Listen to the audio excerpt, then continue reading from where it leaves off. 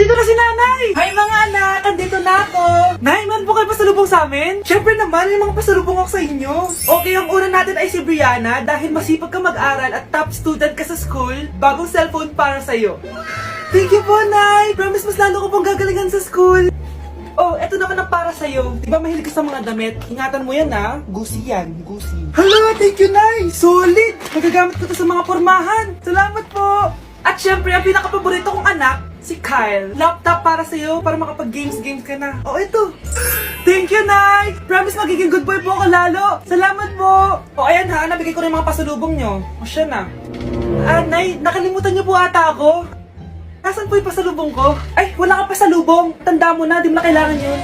Mag-aral ka nga na mabuti na maiahon mo kami sa kahirapan. Panganay ka pa man din, wala kang silbi. Gusto mo pa ng pasalubong? Eh, pabigat ka lang naman dito sa bahay. Maglinis ka na nga.